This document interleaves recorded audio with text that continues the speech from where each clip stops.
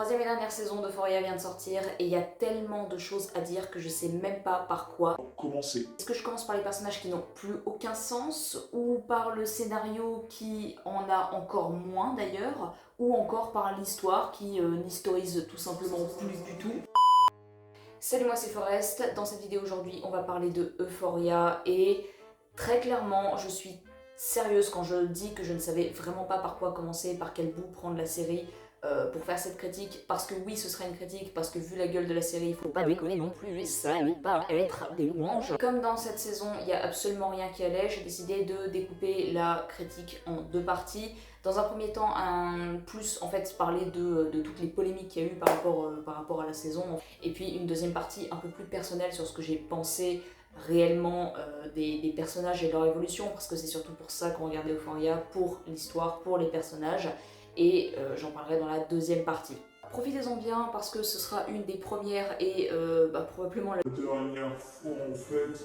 que j'essaye de contextualiser et de ne pas bitcher allègrement sur cette série, mais on va parler un petit peu de tout ce qui en amont a fait que de toute manière cette saison ne pouvait pas bien se dérouler et ça ne pouvait pas bien se passer dans aucun univers parallèle. Il faut savoir qu'avant qu'on commence à parler de la série, tout simplement qu'il y a eu un temps assez pharaonique et beaucoup trop important en fait entre la saison 2 et l'apparition de la saison 3, à savoir 4 ans. Oui, 4 ans. C'était juste énorme et ça s'explique par beaucoup de choses et ça a eu un impact sur la saison 3, on va en parler juste après. Ça s'explique d'abord par un problème avec le casting de manière générale. On a par exemple des membres du cast qui se sont barrés, comme l'actrice qui jouait Kat, parce qu'elle avait des problèmes avec la direction. On a des membres qui ne s'entendaient pas entre eux, entre Zendaya et Sydney Sweeney. Alors je vais pas rentrer dans les détails du pourquoi, du comment, c'est pas forcément le sujet de la vidéo. Est-ce que c'était pour les opinions politiques de Sydney? Est-ce que c'est parce que Zendaya ne l'apprécie réellement pas? En fait, je n'en sais rien, c'est pas ce qui importe. Tout ce qui compte, c'est de se dire que ça devait pas vraiment être l'amour fou et pas évident de tourner des scènes quand objectivement les deux personnes ne s'appréciaient pas.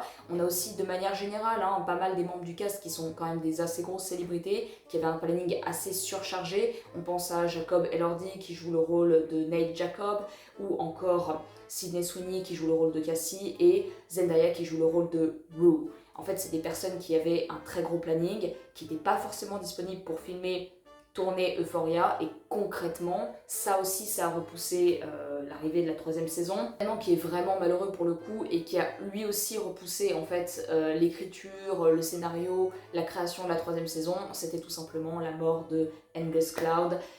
Qui était donc l'acteur qui jouait le rôle de Fesco dans la série. Il y avait une grosse intrigue qui se préparait par rapport à lui, je pense, pour la saison 3. Il avait un rôle qui était assez important à jouer.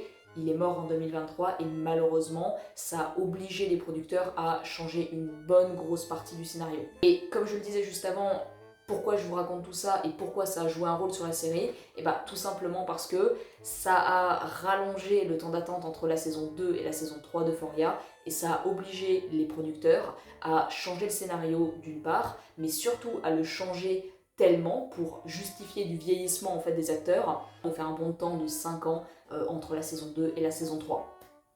Décision qui va être grandement critiquée par les fans d'ailleurs, pour plusieurs raisons. Première raison, c'est que tout simplement on perdait complètement la DA de base d'Euphoria, ce qui pour moi avait fait qu'Euphoria avait été le succès qu'il avait été, à savoir cette identité artistique avec des néons lumineux, des soirées en boîte de nuit, des couleurs qui étaient hyper vives, des maquillages qui étaient hyper impressionnants, qui étaient quand même assez travaillés, qui étaient assez spécifiques.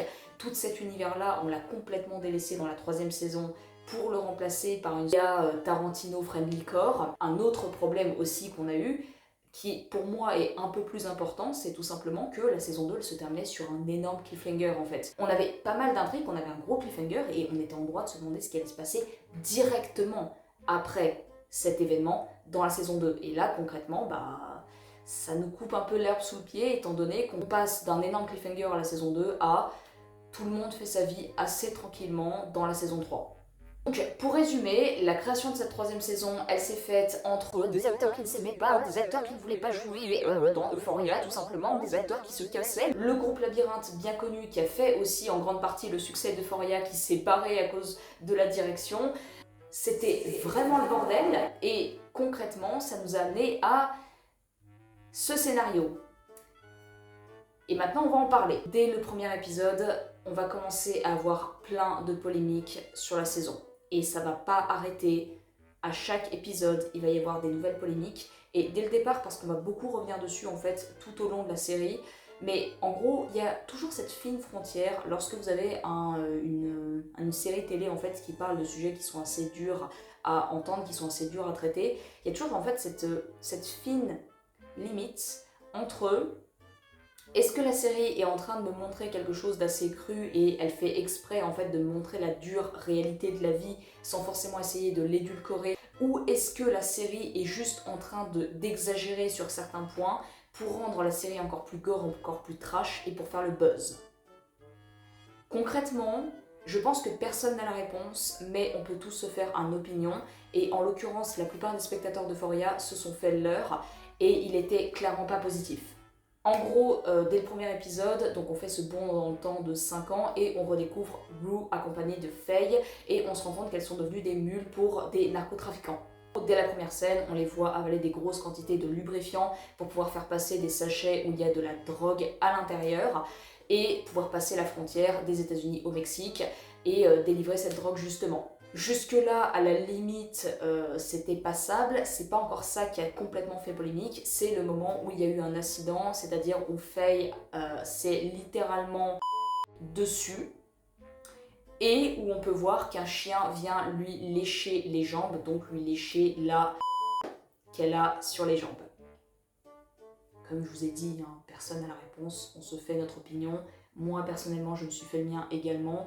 Je pense que c'était clairement pas nécessaire de montrer cette scène-là en particulier. Je pense que ça rajoutait pas grand-chose à l'histoire. C'est un des moments qui a le plus fait polémique au niveau du scénario, mais globalement, en fait, chaque épisode était nul, et je vais pas forcément parler du scénario dans les détails, mais juste ce qui a le plus choqué les spectateurs, ce qui m'a personnellement aussi marqué, c'est que concrètement, je suis désolée, mais le scénario, il a aucun sens. Les 3/4 des intrigues entre Nate et Cassie, elles ont aucun sens, aucun intérêt. De une, pourquoi est-ce que tu t'endettes pour un mariage? Pourquoi est-ce que tu t'endettes en particulier pour 50 000 € de bouquets de fleurs? Pourquoi est-ce que derrière, quand tu es endetté, tu ne vends pas la putain de baraque dans laquelle tu vis, qui doit valoir plusieurs millions d'euros tellement elle est énorme? Pourquoi est-ce qu'un mec comme Nate, qui fait quand même dans les presque 2 mètres, je pense, qui est quand même un gros gaillard, essaye même pas de se défendre contre un mec qui vient lui péter la gueule à chaque fois? Pourquoi? Pourquoi? J'ai trop de questions, j'ai pas assez de réponses. Des problèmes comme ça dans le scénario, tout le long de la série, il va y en avoir beaucoup trop. Pourquoi est-ce que Maddie va voir un parrain de la drogue, un mec hyper dangereux, pour aller faire du business avec lui? Depuis quand elle fait des trucs illégaux à ce point-là? La meuf, elle avait un job normal, tranquille, pépère, et puis d'un seul coup, elle s'est dit « Non, non, moi en fait, je vais rejoindre la mafia, je vais me la jouer... Boss Bitch avec Alamo, le mec qui gère des clubs de striptease de manière tout à fait illégale. Lexi, bon, elle a un job à peu près normal. Jules, c'est à peu près cohérent au niveau du scénario, même si on va revenir juste après sur Jules, c'est catastrophique aussi, mais honnêtement, les intrigues, toutes les intrigues autour de Maddie, Nate, Cassie, je suis désolée, ça n'a aucun sens. Aucun. J'avais commencé à parler de Cassie et on va en reparler parce que les polémiques, je crois, sur la série, les 3/4 proviennent du personnage de Cassie à lui seul. Cassie, on la retrouve comme les autres personnages d'ailleurs, 5 ans après les événements de la 2e saison. On peut constater qu'elle est femme au foyer, ce qui à la limite n'était pas complètement incohérent par rapport au personnage.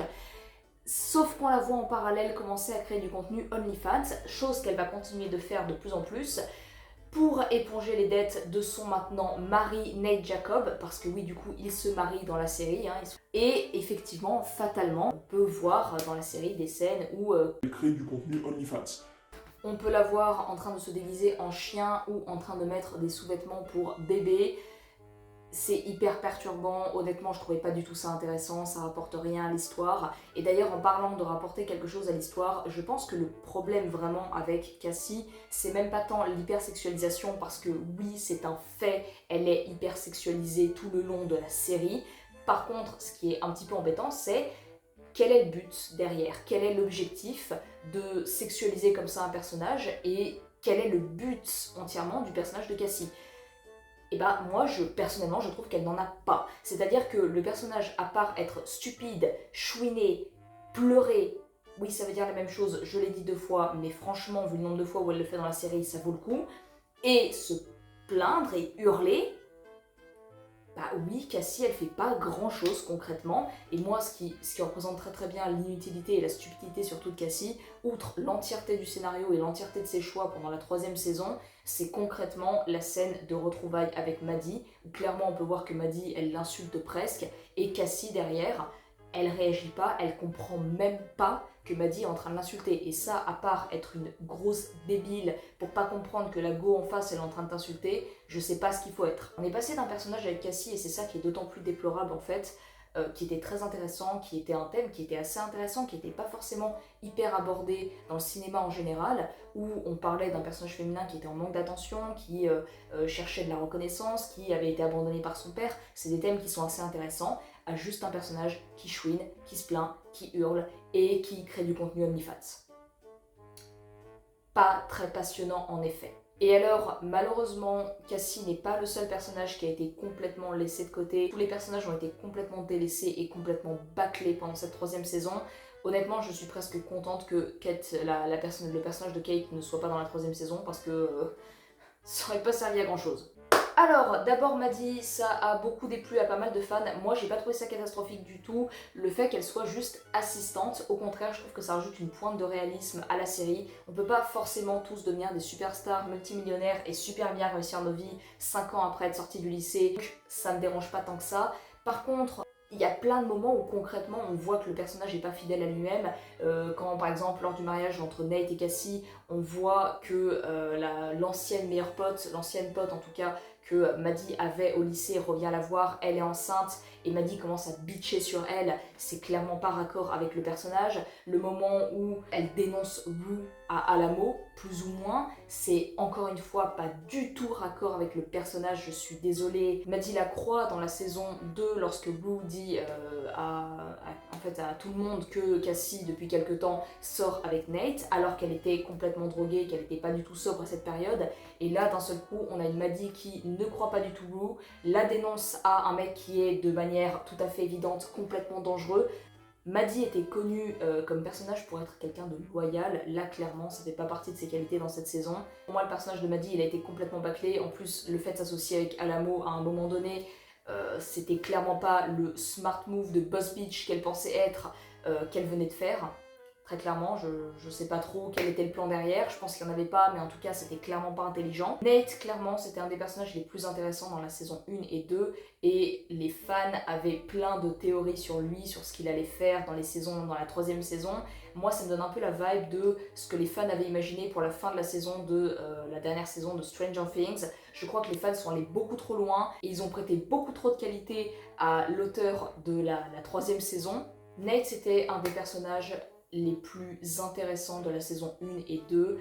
Il y avait énormément de théories sur ce qu'il allait pouvoir devenir pendant la saison 3. Les fans, un peu comme les fans de Stranger Things pour la sortie en fait de la dernière saison, avaient fait d'immenses théories, étaient partis super loin.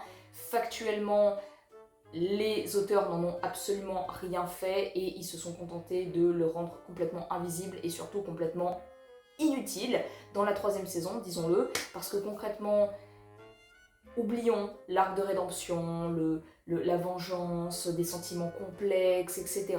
Non, en fait, Nate, dans la 3e saison, c'est juste un mec cool qui a envie de faire sa vie tranquillement, de créer une boîte de manière légale, de refaire comme son père, en mieux, de se marier, tranquille pépouze, et au final, il finit par se faire fracasser à chaque épisode et se faire enlever des membres.